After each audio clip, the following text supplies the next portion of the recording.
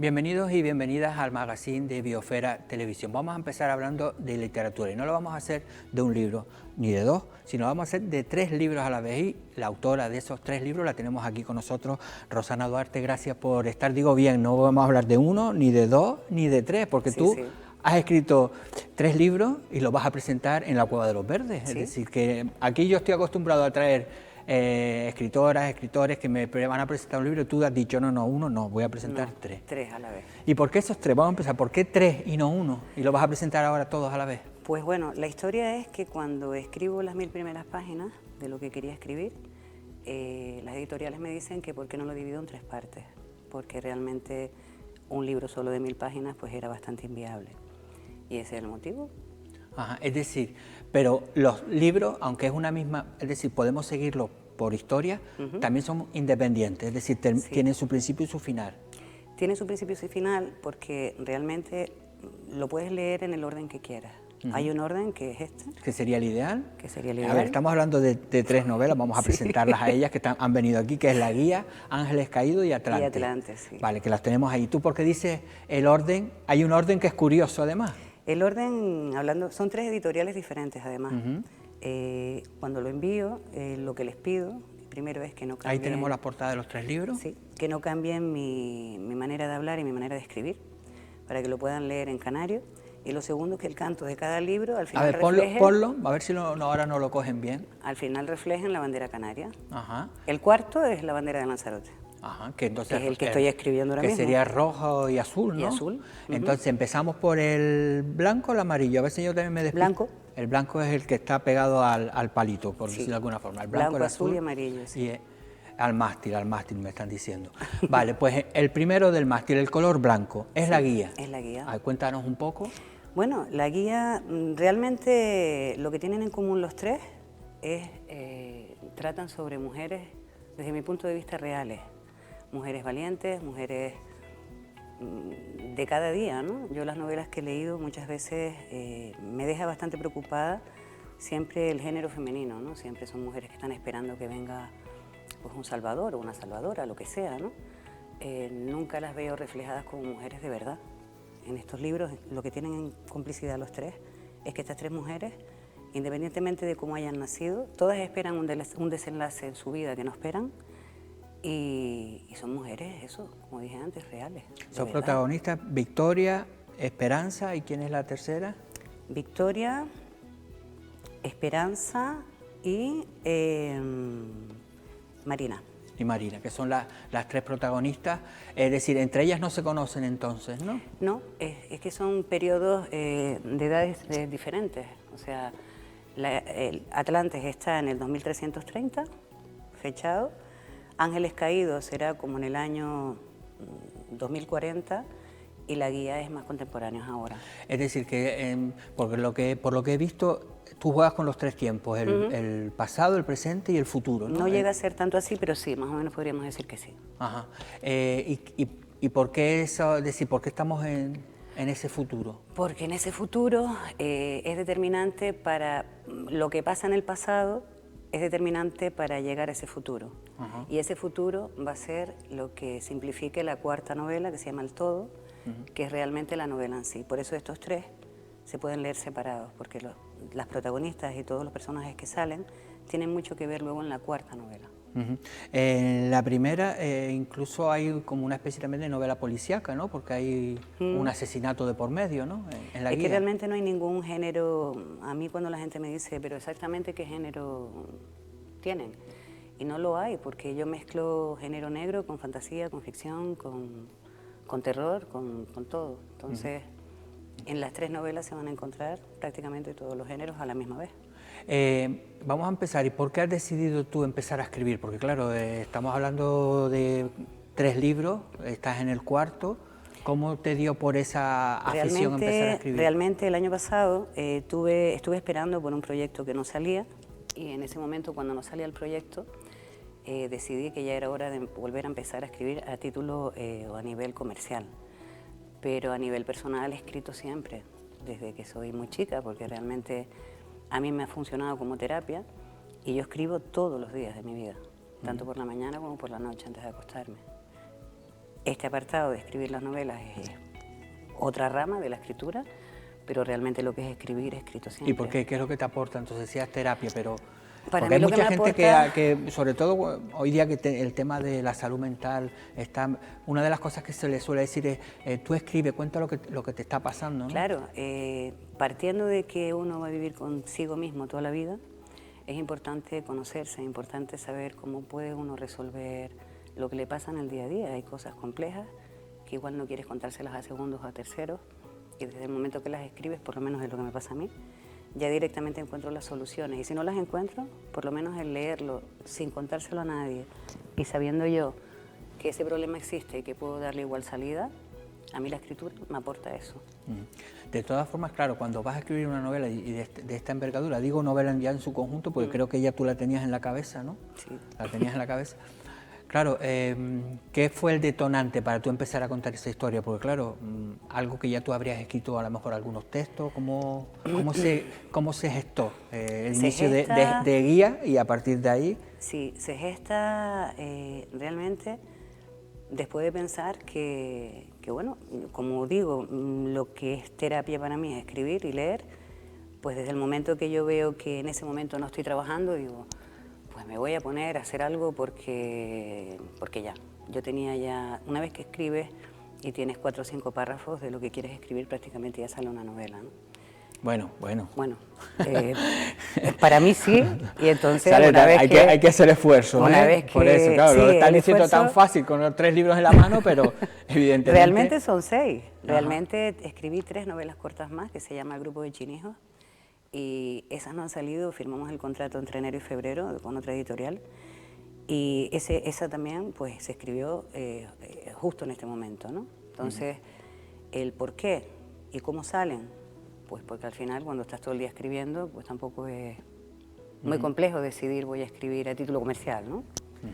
Después tenemos Ángeles Caídos y aquí yo veo, por lo que en teoría pones, también que hay dolor, sufrimiento, es decir, también es la lucha, ¿no? de esas protagonistas, es que de no tener un camino fácil. Es que las mujeres no tenemos ningún camino fácil.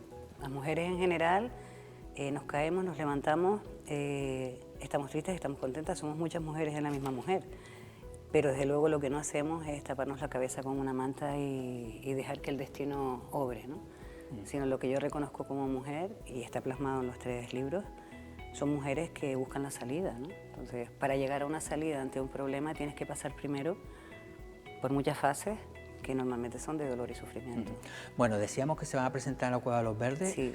Aquellos que nos estén viendo todavía pueden ir para ¿Sí? inscribirse. ¿Qué tienen que hacer? Pues hay un link del CAT, de los en la página de los centros turísticos, sí. Y nada, apuntarse, les genera un código QR que se los envían por correo electrónico, y el día de la presentación, pues el 24 de este mes, a las 6:30 tienen que estar, pero si es posible un poquito antes, porque bajar la cueva lleva un poco de tiempo. Claro, es que ahora estaba pensando yo en la cueva, estamos hablando del escenario, ¿no? Del donde escenario está el abajo. pequeño auditorio. Además, estoy muy orgullosa, porque soy la primera mujer y primera persona que va a presentar un libro en la Cueva de los Verdes. Sí, es verdad, ahora sí que me pongo, hemos ido a muchos conciertos, Sí. pero claro, no serás claustrofóbica entonces. Y si lo soy, creo que tengo que estar. Que lo Claro, sea. es que es verdad, es decir, es a las 7 de la tarde, pero hay que Es a las llegar- 6:30. La presentación a las Sí. 6:30, entonces hay que ir... Hay que estar antes. Hay que estar Sí. Si se puede, 40 minutos antes, por lo menos para ir con tiempo y poder bajar la cueva con tranquilidad, no corriendo. Claro, es decir, eso al final te da una oportunidad para aquellas personas que no hayan visto la Cueva de los Verdes, no es la visita tradicional, pero... No, pero es se entra por una parte sí, que por eso. acorta un poco el camino. Acorta un poco, pero también tienes la oportunidad de matar 2 pájaros de un tiro, como Sí, se suele sí, sí. decir, ir a un acto cultural y a la misma vez ver Pues un sí. poquito la cueva. La cueva siempre da igual, porque de día y de noche es de noche siempre, pero desde luego la parte de fuera, verla de noche, es bastante bonito. Al no haber contaminación lumínica, es que se ve el cielo, se ve ¿Y tiene todo. algo que ver la cueva con alguna de tus historias? Con la última, con Atlantes, Ajá. justo con el futuro, Ajá. que el futuro no estaba tan claro con robots y con tantas cosas adelantadas, sino más bien creo que retrocedemos a la Edad Media. También en las novelas hay un poco también de magia, de brujería, no Es que sé, también... en Lanzarote todo lo que pongo existe. Bueno, es que me he dejado de decir, todo lo que pones existe, entonces habrá que empezar a leer. El que quiera saber lo que, o la que quiera saber lo que ocurre realmente, hay mucha parte verídica en cada una de las novelas. También hay un trabajo de investigación previo y bueno. Y tenías claro que Lanzarote forma parte también de las novelas, ¿no? Lanzarote es el epicentro de cada una de las novelas. ¿Por qué lo hago sobre esta isla? Bueno, primero porque soy de aquí, nací aquí, y segundo porque creo que también a nivel cultural todos debemos poner un granito de arena a la hora de hablar de nuestra tierra, ¿no? Se venden a nivel nacional las novelas y ya hay gente que ha venido a Lanzarote a conocer Famara después de leerla.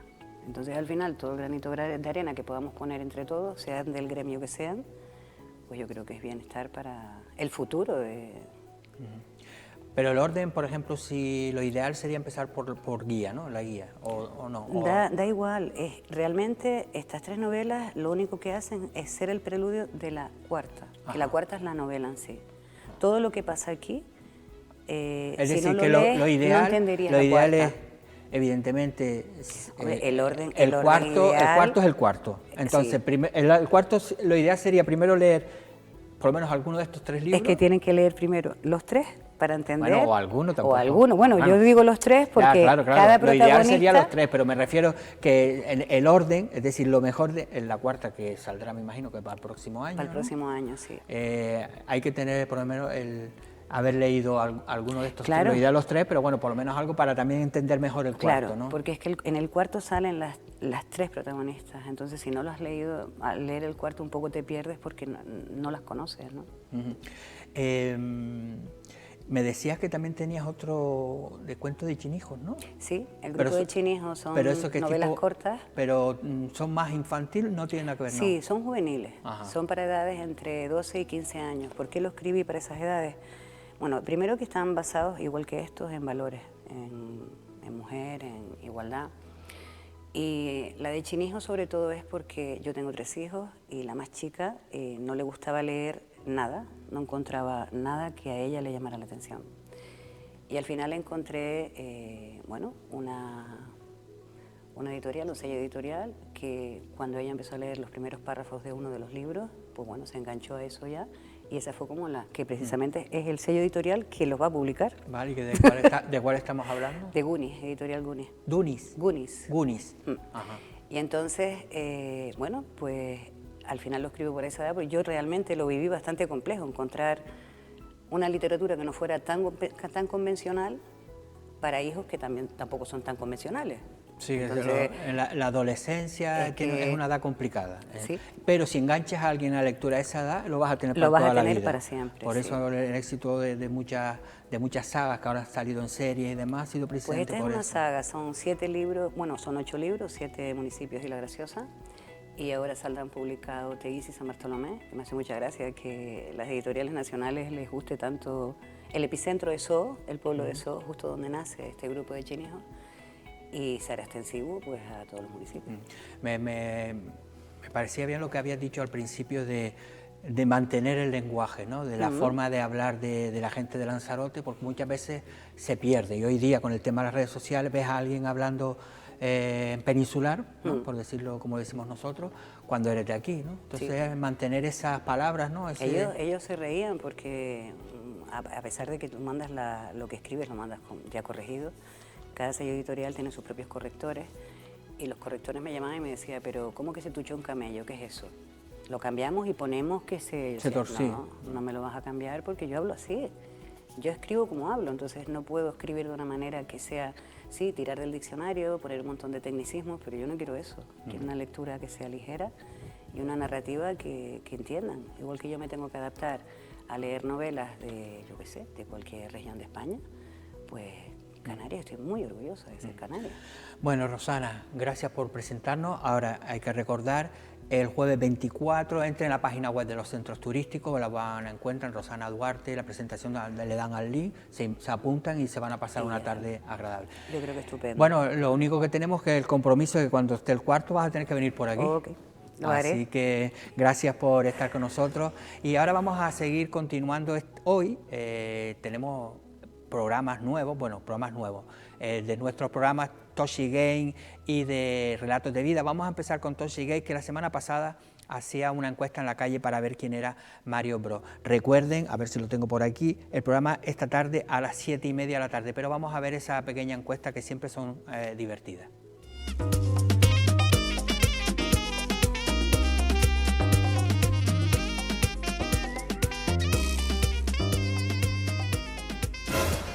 ¿Qué pasa, Toshi Gamer? Aquí estamos otra vez haciendo más entrevistas en la calle. Vamos a preguntar más sobre personajes de Nintendo. Hoy estamos con Super Mario, nacido en 1981 de la mano de Miyamoto. Así que seguidme, vamos a preguntar a los de Toshi Gamer si conocen a Super Mario. ¡Let's go!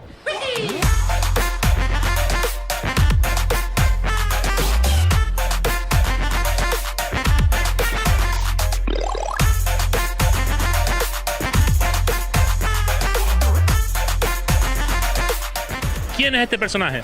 Mario Bros. Mario Bros. ¿De qué lo conocen? ¿De videojuegos? ¿Han jugado alguna vez con él? Sí. ¿De qué lo conocen? De videojuegos. ¿Has jugado alguna vez con él? Sí, con la Nintendo sobre todo. ¿En qué juego has jugado con él? No sé. ¿Conoces un juego aparte de Super Mario? Tiene Super Mario 64, Mario Kart. A Nintendo, de Mario Kart, de Mario Party. Vale. ¿Han jugado alguna vez con él o eligen otro personaje? No, con él. Con él. ¿Qué le pasa a Mario cuando come un champiñón? Sí, pone más grande, ¿no? En plan. Esa es. ¿Qué curiosidad conoces de Mario? Que es un personaje que tiene unos amigos que juegan a juegos y hacen competiciones con coches y juegan en videojuegos. ¿Sí? Mario Bros, Mario Baloncesto, Mario Kart, básicamente todo lo Vale. Mario. ¿Alguna curiosidad de Mario? Que es un fontanero, Muy bien. que se mete en los tubos y mata a champiñones y cosas así.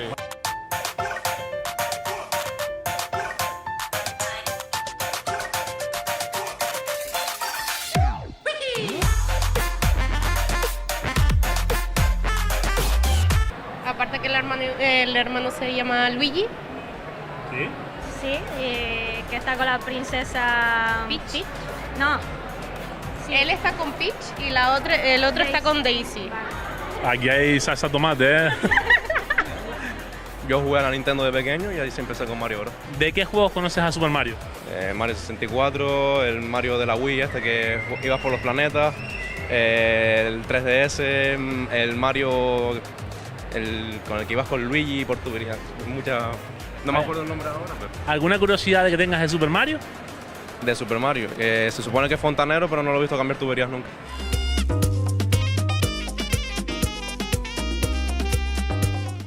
Bueno, no sé si ustedes han visto durante el último mes unas espectaculares fotos de la luna y un camello ahí por el municipio de Uga, no sé por dónde es, por Timafalla. Bueno, ya tenemos a la fotógrafa Rosa García, es la fotógrafa de todas esas espectaculares imágenes, que además vamos a ver otras para que nos digan cómo las ha hecho. Rosa, gracias por estar con nosotros. Gracias a ustedes. Veo que estás traído a tu fiel compañero de fatigas y de batalla. Sí, sí, sí. Decía yo que la hemos visto en redes, que se ha hecho viral por toda Lanzarote, que por eso yo dije, tengo que encontrar a la fotógrafa para que venga aquí. Bueno, estamos viendo una, ahora después la vamos a ver con más tranquilidad. ¿Esto fue en Uga, no? Esto fue en Uga. Ah, vale, fue en Uga. Fue en Uga, en el Vallito, en lo alto del Vallito. Vale, ahora vamos a hablar de ellas, Sí. pero vamos a empezar primero por el Sí. principio. Vale. La fotografía. ¿Cómo empezaste o cómo te dio ese anillo a hacer fotografía y sobre todo fotografía nocturna? Porque esa todavía yo creo que tiene el triple o el cuádruple de dificultad que una fotografía normal. Pero bueno, en principio, ¿cómo surgió esa afición por la fotografía? Pues mira, te cuento desde el principio brevemente. Soy hija de fotógrafa. Ajá. Que durante unos años mi madre se dedicó a hacer fotografía, pero yo odiaba la fotografía en ese entonces. Cuando veíamos a mi madre con la cámara salíamos todos corriendo. Pero ella trabajaba como fotógrafa. Trabajaba profesionalmente con la fotografía cuando yo era pequeña. Después ya lo dejó y se dedicó a otras cosas, ¿no? Entonces resulta que yo en ese entonces lo odiaba, pero yo me dediqué durante muchos años, trabajé en Vinter Canarias como operadora de sistemas en el departamento de informática y luego trabajé como diseñadora gráfica. De ahí con el diseño empecé a hacer algo de fotografía porque lo necesitaba para acompañarme a los diseños. Entonces me di cuenta de que era muy difícil y que tenía que aprender. Me empecé a hacer algunos cursos y tal, pero realmente en el año 2016 fue cuando se despertó ya no mi trabajo de la fotografía, sino mi pasión por la fotografía. Ya yo solo veía en fotografía ya. Claro, es que es diferente. Bueno, a veces el trabajo es pasión. Sí, a veces el trabajo, porque no todas las veces sería lo ideal, pero bueno, pero en este caso es más pasión que trabajo. Sí, es mucho más pasión que trabajo. De hecho, para mí a veces me preguntan, bueno, ¿y cómo puedes tú generar algo con la fotografía? Digo, es que yo no pienso en eso, es que si yo pienso en generar con la fotografía, no puedo hacer la fotografía que yo quiero. Para mí la fotografía es como un arte, es como hacer algo que realmente a mí me gusta hacer. Y a veces lo hago como trabajo también. Sí, sí, claro. Pero realmente es mi hobby. Mi hobby, mi pasión, mi vida, es todo. Y de la fotografía te gusta más la noche, la fotografía nocturna. ¿Y qué es lo que, por qué más hacia la noche que hacia el día? Sí, pues mira, en uno de estos cursos que hice en el 2016 fui a un congreso de INAIT y resulta que a través de Mario Rubio, que es un profesor de fotografía muy bueno, pues me enseñó la fotografía nocturna, la vimos y yo quedé fascinada porque, bueno, ¿cómo podemos capturar las estrellas? Pero las estrellas en movimiento también, que es la Tierra la que se mueve. Pero si nosotros, por ejemplo, hacemos una circumpolar que se llama, se ve el trazo de las estrellas. O vemos también, por ejemplo, la Vía Láctea por la noche, que a simple vista con los ojos la puedes ver un poquito en una noche muy despejada, pero la cámara la capta súper Sí, bien. que tiene un nombre determinado, ¿no? Hacer la luz por la noche, es en inglés que no... Ese es otro tema, esa es otra disciplina diferente. Vale. Pero el tema de la nocturna es eso, lo que me fascina pues es a lo mejor mostrar lo que a simple vista no puedes ver tan fácil. Sí, que la hemos visto a veces esa de la Vía Láctea, lo que dices tú, que dices, madre mía, estamos hablando a lo mejor de unas cámaras de 50 grandísimas y estamos hablando de esta cámara que, bueno, a ver, es una cámara buena, pero que a veces pensamos y es más técnica que cámara, ¿no? Justo, y es una cámara asequible, ¿sabes? Que no está en este caso es full frame, es profesional, pero realmente son cámaras asequibles, no es que sean unos telescopios inmensos, carísimos. Y justo tuviste empezaste y ganaste un concurso, ¿no? También sí, con el tema del light painting. El light painting, la verdad que me gustaría hablar un poco de él porque es el gran desconocido, ¿no? La fotografía. Está la fotografía nocturna y luego iluminar con luz. Esto es que tú estás en una cueva o en un escenario de la noche y tú coges linternas y algunas herramientas que emiten luz, le puedes poner color también y haces unos movimientos y todo eso se va capturando. Tenemos una que creo que es de la entrada del aeropuerto, ¿no? Justo cuando los aviones, sí. A ver si nos la ponen, de los aviones cuando aterrizan, que tú le hiciste por esa, por ejemplo, ¿no? Estamos hablando, ¿no? Esta es la que tú comentabas, que gané el primer premio a nivel nacional de Arthur Vidal. Se supone que el destello, eso es un avión que está entrando, ¿no? Eso es un avión que está entrando y lo que ves abajo, que es la esfera, eso es el light painting. Ajá. Eso está realizado con un hilo, con un cable, que en la puntita tiene una bombilla. Ajá. Y yo voy dando vueltas girando sobre mi eje. Voy dando vueltas, entonces en la cámara, como es larga exposición, una fotografía de mucho tiempo, se queda capturado de esa manera. Y para hacer una fotografía de este tipo, ¿cuánto tiempo entonces tienes que tardar? Pues no sé si fueron a lo mejor 1 minuto de fotografía. Sí. Fue muy curioso el caso este, bueno, tengo anécdotas con todas, claro, pero esto fue muy curioso porque resulta que yo tuve que esperar a que pasara el avión porque no quería interrumpir con la luz, porque claro, decía, claro, a ver si no, te detienen perfectamente. Claro. Entonces, cuando según pasó el avión, empecé desde que el avión estaba en ese extremo. Pues sí, que estamos hablando de instantes, ¿no? Sí, de instantes, claro. instantes. Porque a veces vemos este resultado, pero para conseguir esto, primero es planificarla, ¿no? Porque muchas de las fotografías nocturnas, yo creo que es muy importante la planificación, ¿no? Lo más importante es la planificación, sí, de la fotografía nocturna, está claro. Después tenemos, me estás diciendo, hay una que estábamos viendo antes de la luna llena, que hay una chica que está embarazada, que estamos hablando de que es tu hija, ¿no? A ver si nos la ponen también. Sí. Esta fotografía está todavía sin publicar. Pues ya la estamos viendo nosotros. ¿Sí? Claro, esta, por ejemplo, ¿dónde? Esta es aquí en Tías. En Tías, no, perdona, por la zona de Mazdache. Por la zona de Mazdache. Y bueno, es mi hija que está embarazada, voy a ser abuela en 2 meses. Claro, ya con este recuerdo solo ya es espectacular, ¿no? Que estamos, claro, son fotografías que muchas de ellas tienen sus historias, ¿no? Después también tenemos otras que parece que está jugando a la luna, al tenis con la luna, que ahí cogiste a un profesor de tenis, además. Sí, profesor de tenis, Maxi Campaña, que además es un buen amigo. Ahí está, que está tirando, que es la bola, ¿no? La bola blanca. Ahí, este tipo de fotografías, claro, tienen que surgir de alguna manera, ¿no? Sí, pues primero surgen en mi imaginación y luego pues me pongo en contacto con las personas y sobre todo tienen muchísima planificación de la luna. Yo tengo que buscar un sitio, una montaña o un lugar donde la luna se posicione a una hora exacta. Claro, y estamos en hablando un día que, exacto. por ejemplo, nosotros vemos una luna llena, ¿no? Y vemos el castillo de San José. Sí. Ay, qué bonita queda la luna. Dice, cuando sea la próxima luna llena me voy a ir al castillo para sacar esa foto. Pero no es así. No es así, Claro. porque es que la luna se va rodando siempre, sale por el mismo lugar, más o menos, la misma latitud, pero se va rodando unos grados, digamos, a la derecha y a la izquierda. Entonces hay que planificarla, y hay que planificarla ahora. No es lo mismo hacer una luna de día, que la luna se ve como más transparente y aquí, dado la calima o las nubes, etcétera, es difícil verla, que una luna de noche, que es una luna que brilla más. Y luego está también el tema, ya digo, de las nubes, que a lo mejor tú planificas, vale, el próximo mes voy a hacer la luna, ya tengo todo súper planificado, pues se meten nubes y no hay luna, Claro. porque no se ve, o se mete calima y también impide la visibilidad de la luna. Que al final la luna está claro que te tiene que te enamora, ¿no? Sí, siempre, siempre. Bueno, yo creo que nos Ahora, fascina a todo el mundo, ¿no? Sí. Esa luna llena. Y después tenemos la famosa que hemos visto todos, la de la luna del camello. Vamos a ver si la ponemos y nos vas contando un poco, porque claro, es lo que habíamos hablado. La tenías en tu cabeza, Sí. pero ahí estamos viendo. Vamos a ver, primero, hasta el camello tiene su nombre, ¿no? Que es Apolonio. Apolonio. Y me decías tú que el camellero es un camellero que trabaja en Timanfaya, ¿no? Sí, es un cuidador, propietario y cuidador de camellos, se llama Toño Morales. Y la verdad que le agradezco muchísimo porque desde el minuto 1 que contacté con él, él me decía, Rosa, tú avísame que con un día antes, 2 días antes que me avises, yo preparo todo y yo subo donde tú me digas, bueno, donde tú me digas, no en la montaña que puede ser, con el camello subo y la hacemos. Tú tranquila, que tú cuando me avisen. Y unas cuantas veces le avisé, pero Claro. nunca le hice sacar el camello, ojo, porque la verdad es que yo hasta que no veía clarísimo el tema, no le hacía sacar el camello. Vale, ¿y cómo se fue toda esa historia para llegar a esta foto? Porque no estamos hablando de un día, ni de 2, ni de 3. Es increíble, pero estamos hablando de un año. ¿De un año? Un año. Creo que fue la primera idea, la tuve el 14 de octubre del 2021 y se me ocurrió, bueno, quiero hacer una foto con una luna y un camello. Estuve buscando en Google, en Internet y no veía, la única que veía era en Arabia Saudí, creo, por ahí. Entonces no veía ninguna, digo, y a mí me gusta también ser un poco original cuando hago fotografía.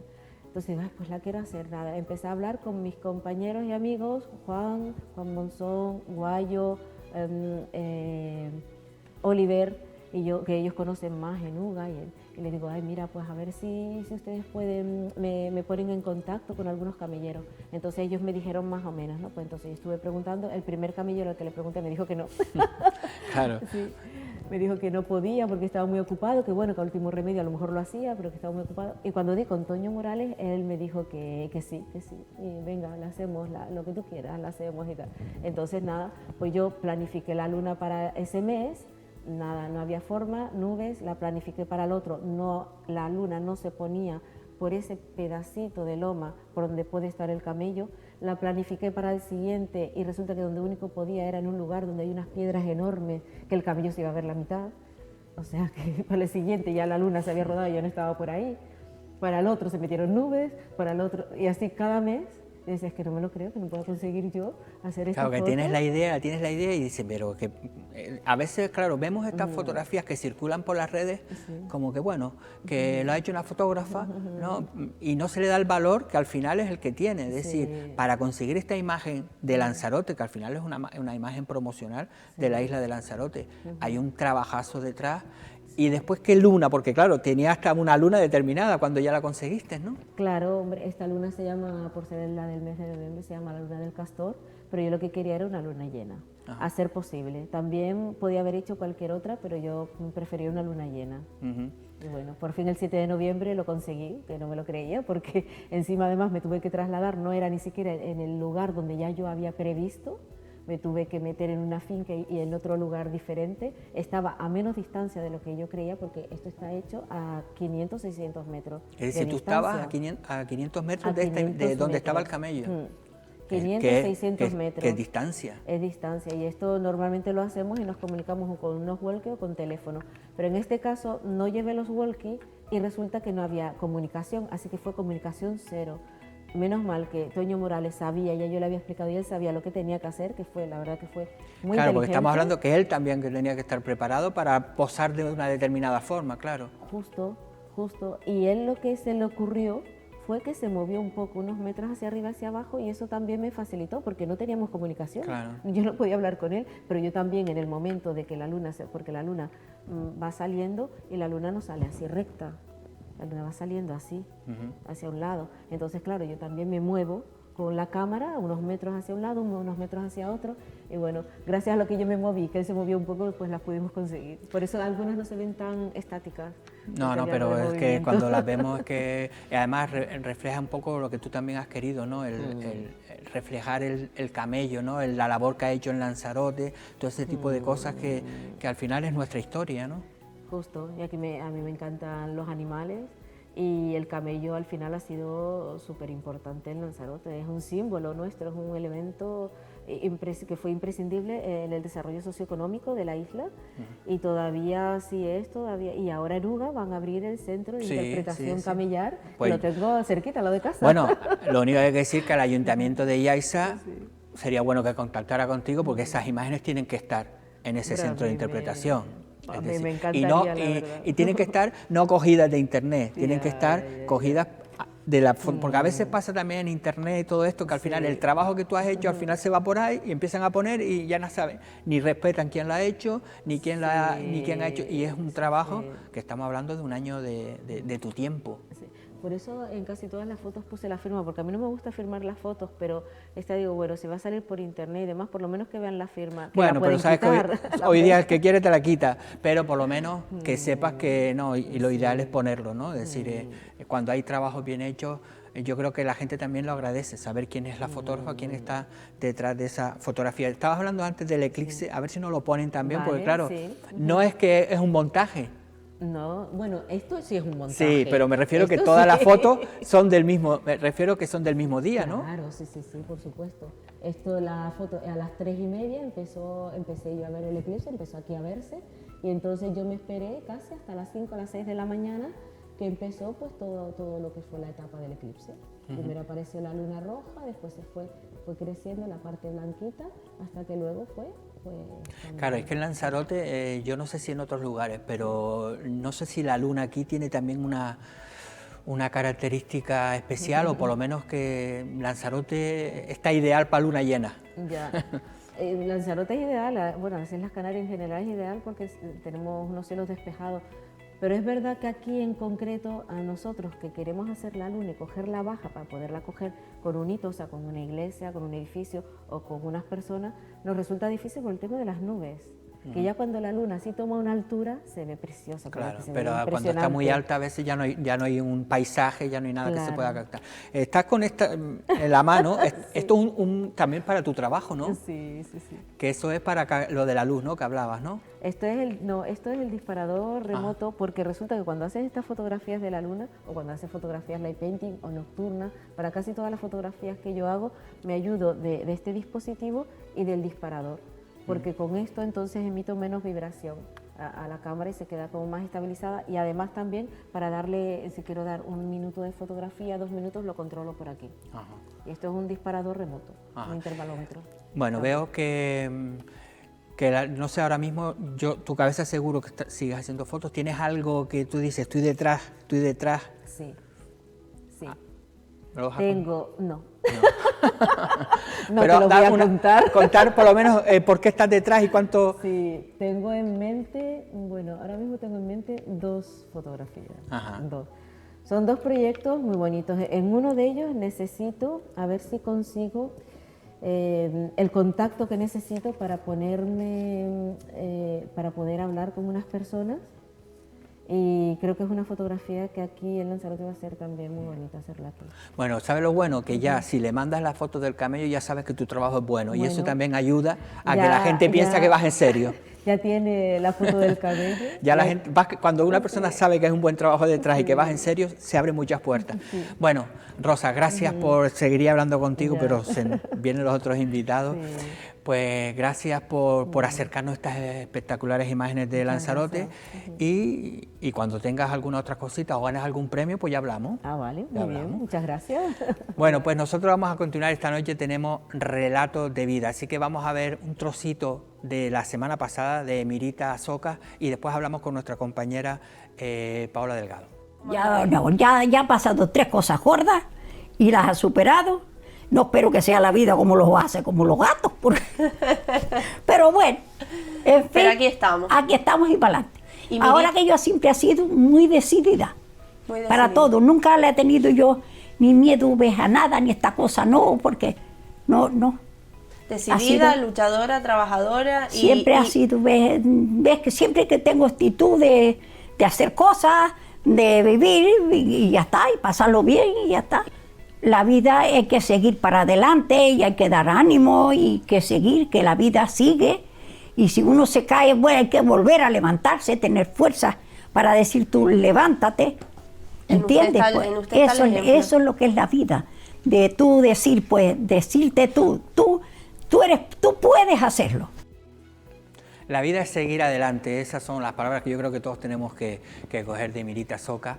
Relatos de vida que fue la semana pasada, pero esta noche volvemos a tener relatos de vida y para eso tenemos a nuestra compañera Paola Delgado. Es que si te pones a escuchar a Mirita te podías tener una conversación de 2 horas y estarte todo el día escuchándola, ¿no? Pues sí, ganas no me faltaron desde luego de quedarme en su casa. Bueno, de hecho nos quedamos un ratito después de decirlo, hablando con ella. Te invitó un muchito café. Y enseñándonos muchísimas de sus cosas, de sus piezas. Que ya vimos en el programa. Vimos algunas en el programa, sí, pero desde luego que sí, y desde aquí yo agradezco, Mingo, pues, digamos, la aceptación que está teniendo el programa, especialmente con estas 2 primeras entrevistas, tanto la de Irma Ferrer como la de Mirita en este caso, y en el caso de Mirita, como bien decías, todo el mundo se quedaba con lo mismo, ¿no?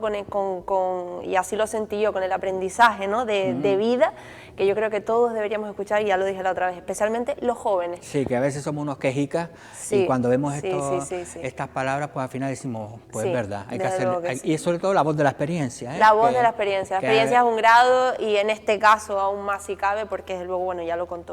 Muchísimas anécdotas y muy interesantes. Y esta noche tenemos un testimonio totalmente diferente. Distinto. También habla de vida, también habla de lucha. Hablamos de una abogada especializada en inmigración, en la defensa de los derechos de las personas que vienen aquí de migrantes, ¿no? Efectivamente, ella es Lala, la hemos visto en alguna ocasión. Ahí la estamos viendo en el charco, que ahí fue donde hiciste la entrevista. Hicimos la entrevista en el charco, con lo cual solo el espacio ya es maravilloso, pero lo que ella nos cuenta aún más si cabe, porque es cierto que hemos hablado con ella en alguna ocasión, pero bueno, no hemos podido profundizar en según qué temas y sobre todo hemos hablado con ella para tratar temas puntuales que no tienen que ver con su vida, sino con temas pues, ajenos a ella, ¿no? Totalmente. Entonces, en este caso nos cuenta su historia personal, que tela, o sea, tiene muchas anécdotas y muchas historias que merecen también ser conocidas y por eso la hemos entrevistado. Una historia dura, porque antes hablábamos de Mirita, que es una persona mayor y que normalmente las personas mayores tienen mucho que contar, pero también algunas personas que no son tan mayores, en este caso como Lala, tienen muchísimas historias para contar y que, insisto, merecen ser conocidas en este caso. Ella es saharaui, estuvo desde muy jovencita en un campo de refugiados y bueno, sí que vino a Canarias desde muy pronto. Ella, dentro de lo que cabe, se considera una afortunada, pero insisto, tiene muchísima tela su historia. Sí, además abogada y en donde está, en la especializada, es un trabajo duro, porque te tienes que enfrentar ya no solo a la ley, que a veces es complicada, sino a los relatos de esas personas que vienen y hablar con ellos de lo que han pasado, y muchísimas mujeres, como hemos hablado, que han sido violadas, que han sido maltratadas, es decir, que es una cuestión también personal complicada. Sí, ella es abogada de extranjería y de migración y efectivamente, como cuentas, de hecho nos lo van a ver ustedes, los que puedan verlo y tengan la oportunidad en la entrevista, además de hablarnos de su vida personal, también efectivamente nos cuenta algunos casos concretos de algunas personas que ella ha vivido, ¿no? Por el hecho de tratar esos casos desde su profesión, en este caso como abogada, y desde luego que merecen la pena conocerlos. También al final, aunque parezca mentira y sean entrevistas totalmente distintas, para valorar la vida. desde luego. Sí, yo para creo que... los privilegios. Cuando hablamos de los campos de saharaui, muchos de los niños cuando vienen aquí lo primero que hacen es apagar, encender la luz y abrir y cerrar un grifo. Tal cual. Cosas que para nosotros son de la rutina diaria y que le damos importancia, y para ellos es algo muy moderno. Tal cual. Bueno. Lala, por ejemplo, nos cuenta, si me permite, simplemente como anécdota, nos cuenta, por ejemplo, tú dices lo de encender y apagar la luz, a ella le ha gustado siempre la moda de toda la vida, por ejemplo, y ella decía, dice, yo lo primero que me quedé alucinada cuando llegué y me pude comprar unos tacones, ¿no? Porque cuando estaba en el campo de refugiados, en este caso, pues se ponía a jugar con pues, los zapatos o incluso descalza y con piedras para imaginarse sobre tacones, ¿no? Y cuando llegó aquí fue para ella una maravilla, una gran maravilla poder comprarse sus primeros zapatos, ¿no? Bueno, pues todo esto va a contar. Esta noche a las 9 de la noche. Hoy a las 9 de la noche, Lala Min, abogada de extranjería e inmigración. Bueno, y ahora nosotros nos vamos a hablar con Pepe Betancor, que ha escrito un libro, ha ganado el premio La Balsa de Piedra. Vamos a escucharle. Hay historias que merecen ser conocidas. Cada miércoles aquí en Biosfera Televisión a las 9 de la noche, Relatos de Vida. Un programa en el que tendrás la oportunidad de escuchar a distintas personas de la isla contar anécdotas y experiencias de su vida hasta ahora desconocidas. Recuerda, tienes una cita todos los miércoles a las 9 de la noche aquí en Biosfera Televisión en Relatos de Vida.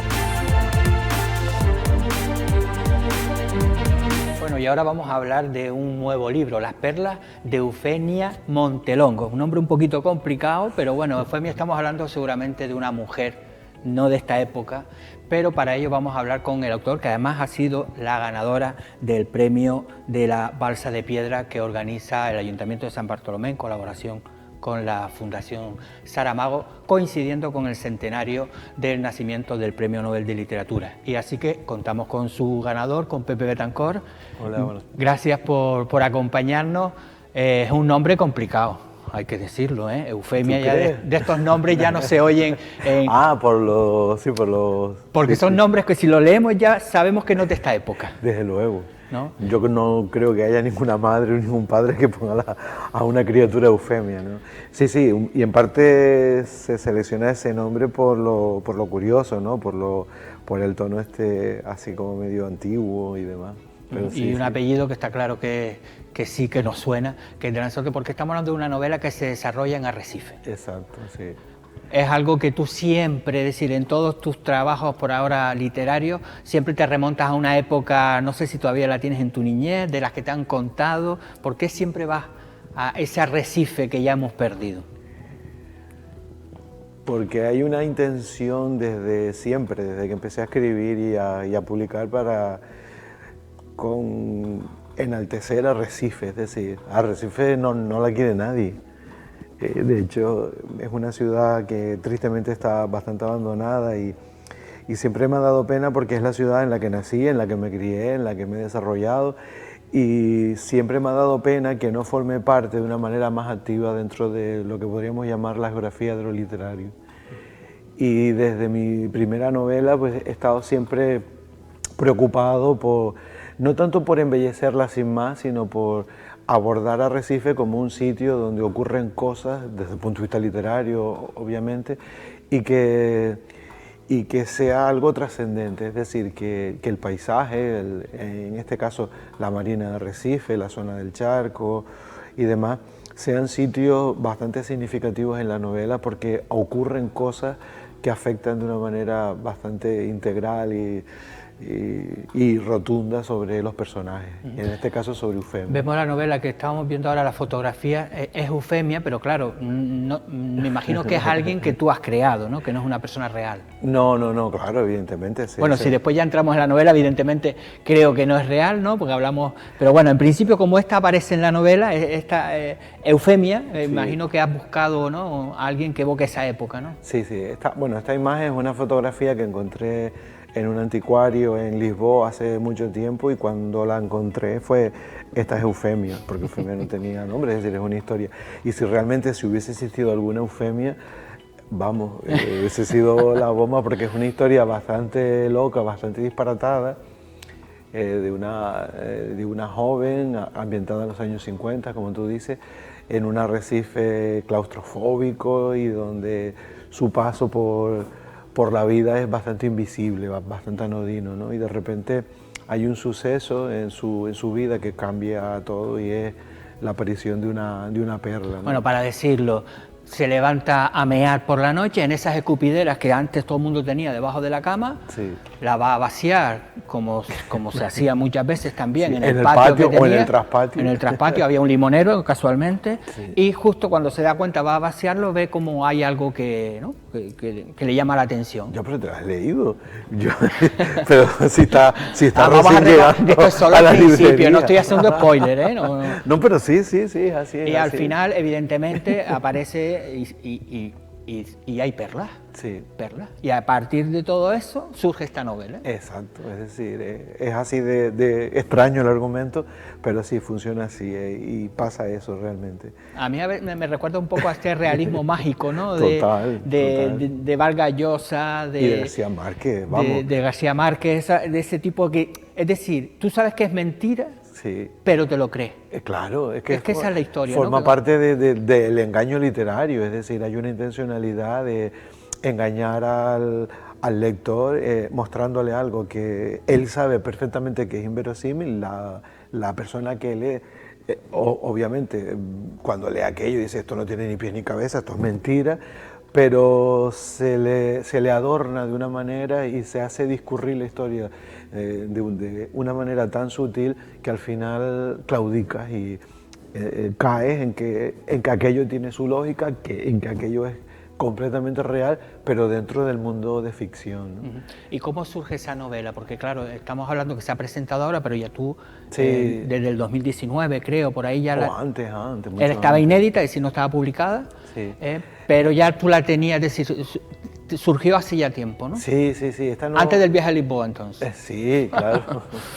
Esta novela, bueno, no era una novela, al principio era un relato. Exacto. Que iba a estar dentro de una publicación anterior mía, que es el año de las cucas bolonas. Yo siempre busco títulos así. Sí, que también eran Arrecife, y además cucas bolonas, está claro que si hablamos de cucas bolonas, todo el mundo sabemos, hablamos de Lanzarote y de Arrecife. Exacto. Pues ese relato, Las perlas de Eufemia Montelongo, en un inicio iba a estar dentro de ese libro, pero yo no tenía terminado completamente la historia, ¿no? Y entonces había que mandarlo a imprenta, yo no lo terminaba y al final pues decidimos con Ediciones Remotas que no lo metíamos dentro. Y a mí me quedó pena siempre ese relato porque me parecía como que formaba parte del mismo imaginario poético de las cucas. Y me dio pena dejarlo, entonces, pues yo no sé, habrá como 4 o 5 años, lo recupero y decido darle un giro, no radical, pero sí bastante estructural, desarrollando más los personajes y haciendo que la historia tenga un cuerpo literario mucho más sólido, más novela, porque lo otro estaba muy desdibujado, un relato tiene unas connotaciones muy específicas dentro del mundo de la narratología, su brevedad y demás, y aquí ya sí hay un desarrollo novelístico mucho más complejo, los personajes son más densos y sobre todo me da la oportunidad de transitar por un discurso más... estilísticamente más sugerente, ¿no? Porque en el relato se queda todo como a mitad, se queda todo como inconcluso, ¿no? Y en la novela sí se desarrolla. Claro, pero para desarrollar, claro, el relato siempre, a veces es más difícil hacer un relato que una novela. Obviamente. Está claro, porque tienes que contar una historia que atraiga en 10 páginas, 2 páginas, pero claro, la novela ya puedes tú explayarte, ¿no? Sí, exacto, y hacer más locuras y inventar más cosas, ser más disparatado, como a mí me encanta, ¿no? Y lo bueno es que además, para la gente de Lanzarote también a veces influye el que estés recorriendo Arrecife, ¿no? Puerto Naos, que estés por las calles, y eso al final parece como que la historia se te va haciendo más amena, ¿no? Sí, hombre, claro, el lectora de Lanzarote y sobre todo si es de Arrecife, pues se siente bastante identificado porque son lugares comunes en los que todos ¿sabes? Hemos estado, pues yo qué sé, Puerto Naos, como tú bien dices, la zona de la Marina, toda lo que es el Castillo de San José, el de San Gabriel, toda esta zona forma parte de ese imaginario. Pero aparte de esa necesidad de embellecerlo, como antes decía, es decir, hay una intencionalidad narrativa bastante interesante, que es que los personajes se definen con ese paisaje. Pero no solo con el de Arrecife, porque en esta novela incorporo también el paisaje de Las Palmas de Gran Canaria y el paisaje de Fuerteventura, que son también altamente connotativos en la novela, es decir, tienen una importancia radical. Sobre todo Las Palmas es el espacio urbano en el que la protagonista, Eufemia, se desarrolla vitalmente, es decir, sale de su vida anodina que vivía en Arrecife, y en Las Palmas es donde ella casi pues cristaliza toda su necesidad. Sí, ya tenía dinero, ¿no? Ya tiene Claro, dinero y ya te puedes ir a la capital, ¿no? Claro, claro. Como se decía antes, me voy a la capital, ¿no? Sí, sí. Que además hay un cambio radical entre ese Arrecife y esa Las Palmas de Gran Canaria, y ¿no? portuaria, cosmopolita, frente a un Arrecife todavía, pues, aislada, olvidada, ¿no? Y con ese espíritu así nostálgico y polvoriento, ¿no? De las imágenes que vemos en las fotografías antiguas. Claro, tú tenías esa novela y no sé si se te abrieron los ojos cuando salió el certamen justo coincidiendo con José Saramago, que es alguien que tú evidentemente también conoces muy bien, su obra literaria, su trabajo. El Cabildo también ha hecho muchísimas cosas del área de cultura, y tú dijiste, esta es la mía, ¿no? Sí, más o menos, ¿no? No, ¿sabes qué pasa? Que vivimos en un momento bastante complicado para la publicación, ¿no? Es decir, ahora mismo las editoriales que están, las pocas que quedan, hacen muchos esfuerzos por publicar, pero no se publica todo lo que se debe porque la crisis económica es devastadora y muchas editoriales han cerrado y no existe la posibilidad de publicar. Sí, autoeditarte. Sí, autoeditarte, ¿no? O casi... salvo que el libro sea algo muy excepcional, pues las editoriales no apuestan. Entonces los certámenes se convierten en la plataforma ideal siempre y cuando logres conseguir ser ganador, ganadora, porque te permiten la publicación, te permiten lo realmente costoso que es el diseño, la edición y sobre todo después ya ponerlo en circulación, la comercialización. Sí, esa plataforma, ¿no? Que te da, ¿no? Entonces, claro, te agarras como un clavo ardiente a esas posibilidades porque las editoriales de verdad no lo pasan bien, ¿no? Y tuvimos la suerte de que el Ayuntamiento de San Bartolomé consideró oportuno trabajar con una empresa, con una editorial joven que es de aquí de Lanzarote, como es Itineraria, que ya ha publicado varios libros, una reedición de Lancelot de Agustín Espinosa, el libro de Pilar del Río, también dentro del contexto del centenario de Saramago, que se llama La intuición de una isla, y ahora ¿no? Y entonces tuvimos la suerte de poder tener esa gentileza por parte del Ayuntamiento de trabajar con ellos. Yo ya los conocía y ha sido todo, vamos, miel sobre hojuelas. Yo estoy encantado con el Ayuntamiento, con la Porque el libro se presentaba la semana pasada en el Teatro Municipal de San Bartolomé, que después hubo un diálogo. Cuéntanos un poco cómo fue. Sí, el Ayuntamiento tenía que organizar la parte más protocolaria de la entrega de premios, porque así estaba contemplado en las bases, y luego, para no hacer una presentación convencional, tuvimos la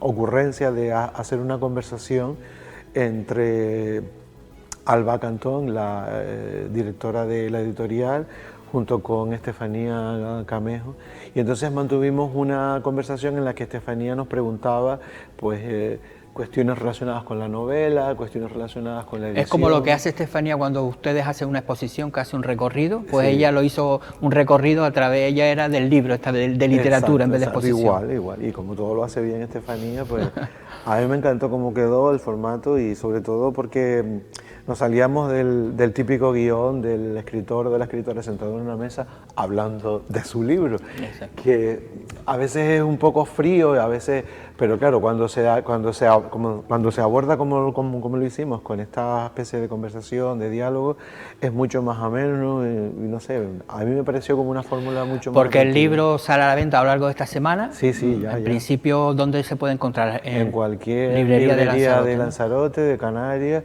y pronto va a estar también a nivel nacional. ¿Y el precio, que a veces la gente lo pregunta, se sabe ya? No lo sé. La verdad es que no lo sé. Bueno, pero no es muy cara, ¿no? Esa es una de las cosas. No, la idea era... el Ayuntamiento de San Bartolomé, como libro institucional, ha hecho una edición un poco más lujosa, entre comillas, pero yo tenía claro que cuando saliese En las librerías debía ser una edición mucho más económica, porque no están los tiempos como para estar derrochando mucho dinero, y además porque quería que el libro llegara y se pudiera comercializar sin mucho problema. Y claro, iba a preguntarte, que estás todo el día liado, que si tienes tiempo para escribir, evidentemente que sí, pero ¿cómo, a la hora de tú afrontar un libro, cuál es tu metodología? Es decir, el hueco libre que te queda a las 12 de la noche. Pues a mí me gustaría ser metodológico y sistemático. Esa misma pregunta me la hacía Estefanía la semana pasada. La semana pasada. Pero es que yo no tengo una sistemática, primero porque no tengo tiempo, como tú bien dices, pero cuando realmente tengo un par de días, no me apetece sentarme, porque no lo entiendo como una actividad, a mí, y de manera particular, sistematizada, de ahora me levanto, estoy 2 horas, escribo, tal, sino lo mío es más impulso. Intuición, casi. Intuición, inspiración, llámalo como quieras, ¿no? Entonces cuando me viene, que es horrible porque me viene trabajando, me viene haciendo cosas o me viene haciendo un potaje y dices tú, Dios mío, en este momento, ¿qué tengo que hacer? Estás hablando de conocer el potaje, que tu cabeza está en el libro y tus manos en el potaje. Y yo con ganas de escribir, porque además quiero escribirlo, es decir, quiero escribir, aunque muchas veces tiras del ordenador y tal, pero a mí es que me gusta coger una libretita y empezar. Sí, entonces eres de los viejos ya. Hombre, soy viejo. De todas formas te digo una cosa, a veces el escribir, como parece que le prestas más atención a lo que estás haciendo. Claro, y tiene otro ritmo distinto que el teclear en un ordenador, ¿no? Además te permite pensar más y demás. Evidentemente, luego acaba todo eso volcado de forma digital, ¿no? Pero inicialmente hay cosas que sí me gusta escribirlas, porque son fogonazos y además no tienes... Cuando me vienen es como la inspiración divina, es decir, te viene haciendo un potaje y entonces tienes que tener algo, una servilleta, un cacho de papel y escribes lo que quiera que sea, ¿no? Porque seguramente cuando lo vaya a hacer dentro de un rato ni me voy a acordar ni Lo peor es que cuando estás acostado a las 2 de la mañana te viene esa idea. Sí. Y tú dices, o me levanto y apunto 4 cosas porque al día siguiente se me van a olvidar. Exacto, y te tienes que levantar, aunque estés muerto de sueño y no tengas ganas, o tienes un sueño como me pasa y después la lees al día siguiente y dices, pero qué tontería escribí yo anoche a las 2 de la madrugada. Pues mira, es un ejercicio que yo hago, es decir, generalmente cuando me viene ese momento inspirado, que tengo ganas de esa intuición, esas ganas de escribir y tal, luego lo dejo, ¿no? Lo dejo que se pierda, que, ¿sabes? No le presto más atención, porque luego me interesa recuperarlo de manera casual y fortuita para comprobar si aquello realmente valía la pena. Entonces, si vale la pena, si me sorprendo, ya no como escritor, sino como lector, entonces sí lo incorporo a lo que yo cuando te estoy oyendo hablar, yo creo que ya tú tienes la forma de, porque tú estás en el Cabildo, en el almacén montando exposiciones. Parece que la novela la estás montando como una exposición, es decir, tengo una cosa aquí, la guardo, la pienso, la cuelgo, y al final es todo, al final es toda, ¿no? Es decir, que también parece que tienes esa idea plástica que tú también la tienes, porque no, hay que decir que no solo escribes, además también participas has participado en exposiciones, es decir, que yo creo que parece que tienes, ¿no? Cuando me lo estás hablando de montar una exposición, ¿no? Guardo esto por aquí, después me surge y al final termina ese puzzle, ¿no? Es que la escritura, igual que cualquier ámbito de las artes, ¿no? De las letras, al final son cajones o al final son compartimentos que luego tú vas ordenando y vas hilando un discurso en torno a ellos, ¿no?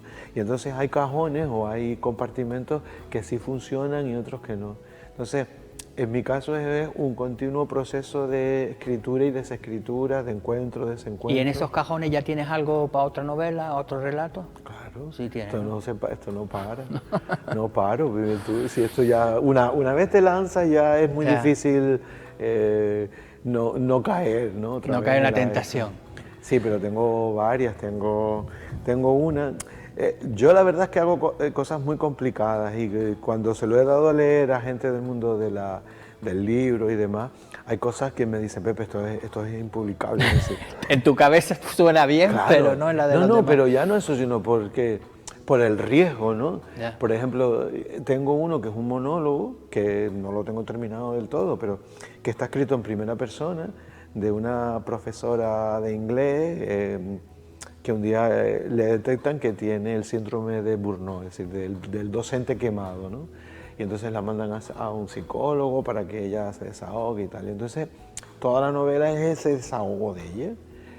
Pero claro, es tan visceral y es muy ¿Tan de auténtico? Arrecife. Sí, pero muy de Arrecife, pero además políticamente incorrecto en todos los sentidos. O sea, pero en todos los sentidos. Y entonces yo recuerdo que se lo he dado a leer a capítulos, ¿no? Dice, Pepe, pero es que te metes con esto, te metes con otro, es que... Para.